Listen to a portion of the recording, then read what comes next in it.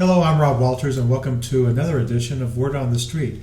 Today, my guest is Kingsport Times News reporter, education reporter, Rick Wagner. But today, we're not going to talk about education, but you're going to give us an education about your famous cousin, Kinnie Wagner. Who was Kinnie Wagner?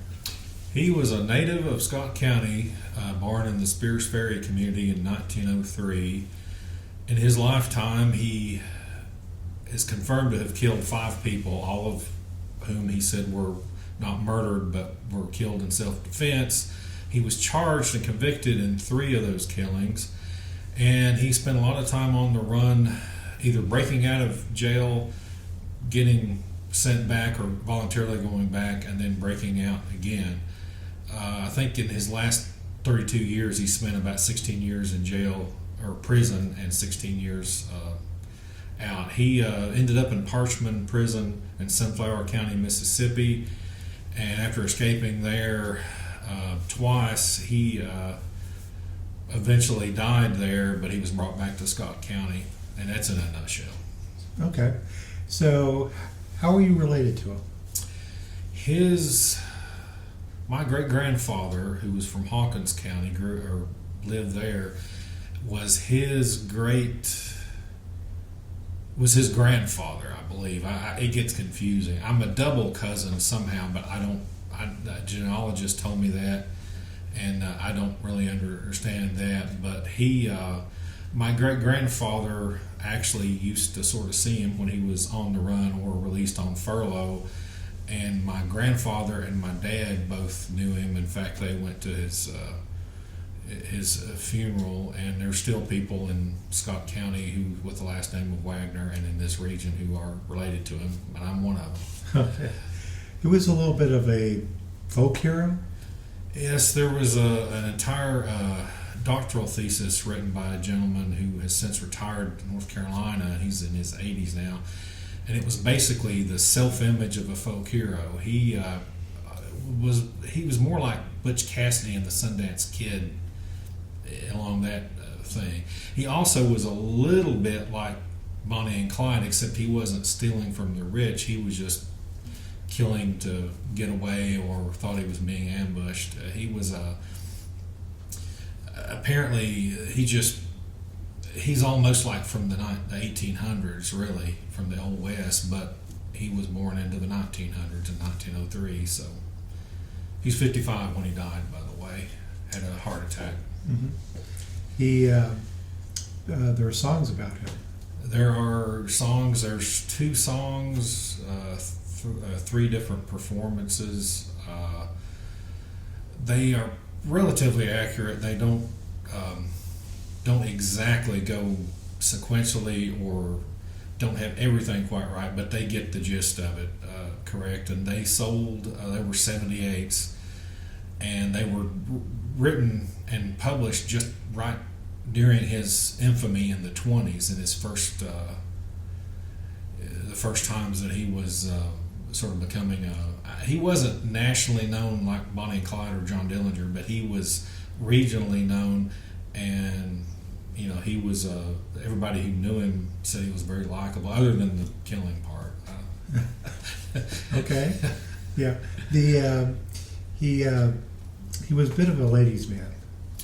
Yeah, his downfall in 1943, he'd escaped from Parchman down in Mississippi in 1940, and in 1943 he was hanging around northeast Tennessee and southwest Virginia, and he was supposedly on his way, according to a couple of sources, to meet up with a girlfriend, and the FBI had been brought in by the Mississippi authorities to try to get him back to Mississippi, and he was caught basically on his way. Now, I don't know, they probably would have caught him anyway, but yeah, and he had, when he was, after that arrest, he was up in, I believe it was Richmond or Roanoke, one, I can't remember. Women would just come to the jail saying, well, I'm his wife, I'm his girlfriend, and he apparently had, he was I say ladies' man is probably to put it mildly. He had, in his early days, he had really wild hair, and really thick hair, and then in his later years he sort of went bald and liked to wear hats. Okay. You mentioned the FBI. I know that you wrote a series of stories about Cousin Kinnie, as you call him, and part of that, those stories were based on his FBI file. So tell us a little bit about what was in that file and why the FBI was keeping eyes on him. Well, I requested it from the Freedom of Information Act through that from the FBI. Didn't know what I would get. I had heard stories that other people had done that in the past. I got finally electronically more than 800 pages. A few of them, probably 40 or 50, were either duplicates or earlier versions or later versions of documents. And it was I shouldn't say treasure trove, but I guess I can say treasure trove. It was a really riches of information about him, because other than the FBI being involved to tracking him down in the early 40s and eventually arresting him in Scott County, it was also went back into the 20s and recounted pretty much everything he had allegedly done or did do, was convicted of at that point. So it was just everything you could imagine. The FBI, there's supposedly some film of him training dogs at Parchman, which was part of what he did. He helped track down escapees. The Hollywood film never emerged. They never could find it. They wanted it because it would show what he looked like and how he, his mannerisms and stuff. But I'd love to see that. I'm sure a lot of other people would, but I must probably get lost to the ages. You talked about that he had a reputation, or that he had killed 5 people. 3 of them were law enforcement, is that correct? And one of them, he had escaped in Mississippi from jail for allegedly stealing a watch and possibly some money. He said a friend gave him the watch and it was a plant. He killed a sheriff's deputy when they came upon the little shack he was in, and he came back to this part of the Tennessee and Southwest Virginia. Then when he was here, that was on Christmas Eve of 1924 and 1925, right after Easter. He came to Kingsport because his sister, Ollie Wagner, who later became Ollie Wagner Cunningham, was graduating from the equivalent of high school, and he wanted to see her. They went to the banks of the Holston River, just about 2 miles from where we are right now, and the police and the constable and the sheriff's office were ready for him. I think there were 10 to 20 shots. They brought a hearse in to haul him away, but instead the hearse hauled 2 of the officers away. A third one was injured. He did not die at that point, but he died in 1938, had a heart attack after a completely unrelated shooting. I don't think you can really, they tried to, but I don't think you can really blame, from 1925 to 1938. He was, and he became pretty famous or infamous in this area then. Talk to me about Kenny's last day. He was at Parchman, which is in Sunflower County, Mississippi, and he had asked permission from the warden to go look at one of the puppies of a dog that he had trained, and he was going to train the puppies to chase, go after prisoners when they escaped. And they allowed him, and he had heart attack first in prison in the 1930s, and he knew that he wasn't well. In fact, the last time that he was arrested by Mississippi a few years before that, he didn't put up a fight. He just he was actually looking forward to going back. He called it the university. Mm-hmm. And anyway, he was holding this dog, and he apparently just died. He had had a heart attack, but he protected the dog as it went down. And that he was quoted as saying a few years before that given the choice between the company of men and the company of dogs, he would choose a dog. He was also a good horseman, and he was a trick shot, or not a trick shot. He could be a trick shot if he wanted to be. He was a very accurate marksman, but he loved dogs and he loved horses. And talk about his funeral. It was in Scott County at the Scott County Funeral Home, which still exists under a slightly different name. It drew about 15,000 people, which I think was the largest funeral ever in Southwest Virginia, probably in this part of Virginia or Tennessee. There were Mississippi prison officials there. They said it was just, and I had some background when Bonnie and Clyde. Of course, they died a decade or so, a couple of decades earlier. I think their funeral was one. I can't remember, but they drew somewhere in the neighborhood of that, a little bit more. But considering he wasn't a nationally known, but it was a regional, that was and he was buried in a place called Woods Cemetery, which is near a former schoolhouse, and you can still go see his grave today, which I did. And it's sort of on a little hill and got views of the mountains. It's not anything elaborate. Just I think the first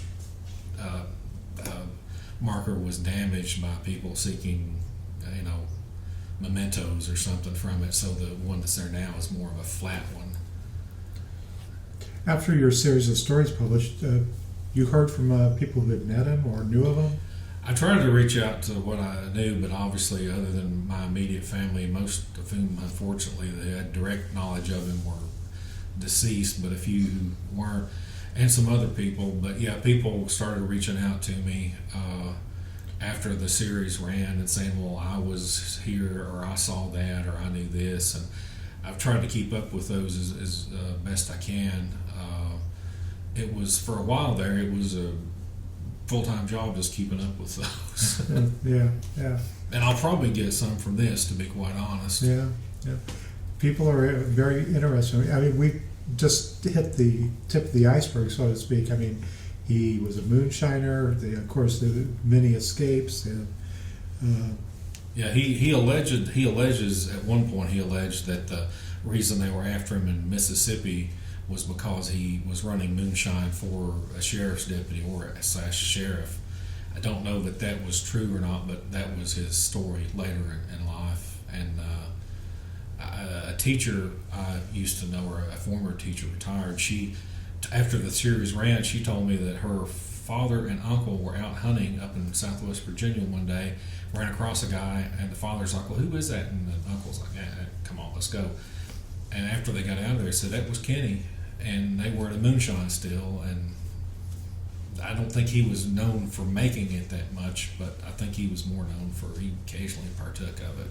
Okay, all right. Maybe more than occasionally. Final thoughts. What else should we know about Cousin Kinnie? Well, when he was captured up, if you're familiar with Scott County, near where the Hobnob restaurant is, the old US 23 going up toward, I guess, Big Stone, Norton, in that area, he was in a Model A Ford driven by a cousin of his. And when the FBI, they tricked him by having a car with one headlight, had two headlights in it, had one, and they didn't think it was the same car, and that car was an FBI car.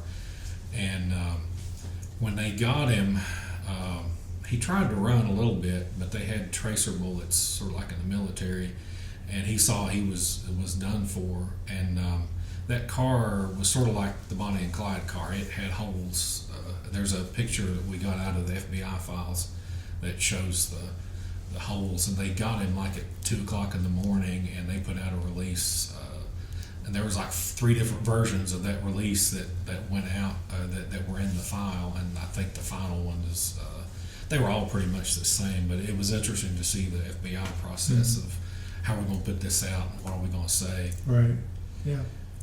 So your stories are archived on our website, so if anybody's interested, you can go to timesnews.com and read the whole series.